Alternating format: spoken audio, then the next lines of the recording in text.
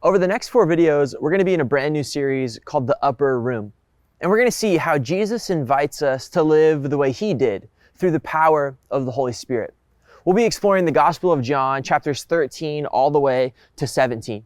And these 5 chapters, they're famously called the Upper Room Discourse because they took place literally in an upstairs room.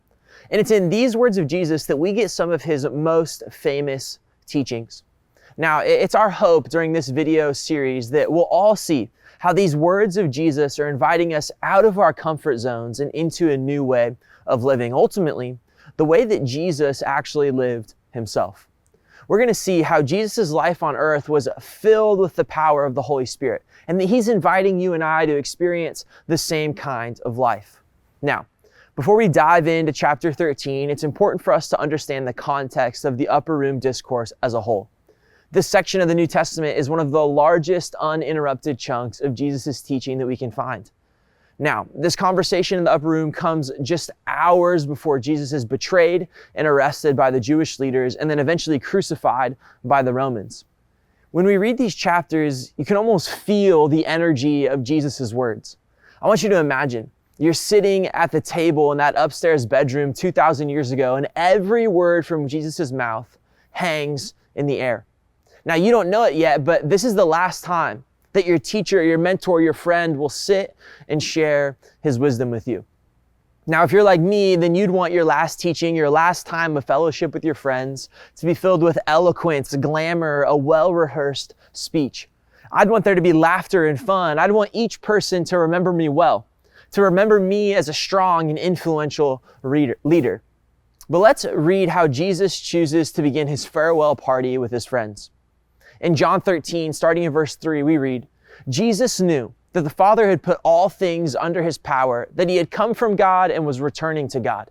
So he got up from the meal, took off his outer clothing, and wrapped a towel around his waist. After that, he poured water into a bowl and began to wash his disciples' feet, drying them with the towel that was wrapped around him. That's interesting. Jesus doesn't kick off his farewell teaching with an eloquent announcement. He doesn't start by saying anything at all. Instead, he was washing his friends' feet. Now, it's really difficult for us as modern readers to understand the full significance of what Jesus was doing in that moment. But in ancient Israel, everybody walked everywhere. Everyone wore sandals and all the roads were dusty and dirty. Suffice it to say that people's feet were not well cared for. They stank and they were dirty. But Jesus wasn't just washing his friends' feet. In that time and in that culture, it was expected that when you entered someone else's house, their slave would come to you and wash your feet before you entered the home. Jesus isn't just washing feet. He's symbolically and physically placing himself in the position of a servant, of a slave. And as if the symbol of Jesus performing a servant's task wasn't powerful enough, he shares these words with his friends. You call me teacher and Lord, and rightly so, for that is what I am. Now that I, your Lord and teacher, have washed your feet, you also should wash one another's feet. I have set an example that you should do as I have done for you. I tell you the truth. No servant is greater than his master, no messenger greater than the one who sent him. Now that you know these things, you'll be blessed if you do them. Jesus is reminding us that his example of servant leadership isn't supposed to be just an example. It's supposed to become our way of life. Which leads us back to our main idea for this series. Jesus invites us to live the way he did, through the power of the Holy Spirit.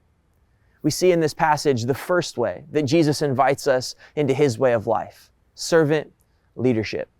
Jesus is setting the example that the greatest leaders are servants. They're humble and kind and willing to do small, menial tasks for the good of others. Do you want to live the way Jesus did? Do you want to live through the power of the Holy Spirit? Then start with servant leadership. Start by finding ways that you can practice humility and kindness, even to people who have no chance of paying you back. Follow the example of Jesus and be willing to do any and everything that might be of service to others. Now, reading this story made me think, what's a modern example of this type of servant leadership? We obviously don't wash people's feet anymore, but we're still called to be servant leaders. It got me thinking not just about servant leadership, but who do I know that is a servant leader? Some of you will know that here at Northwest Christian Church, we have middle school youth group each Tuesday night. And at middle school youth group, we serve a full meal to over 50 people each week. And it takes a team of dedicated and consistent volunteers to make it happen. The team is led by our good friend Jessica, but there are 2 students who come early every week to help prepare and serve the food. Then they stay late to help clean up. Caitlin Greer and Claire Price are 2 examples of everyday servant leadership.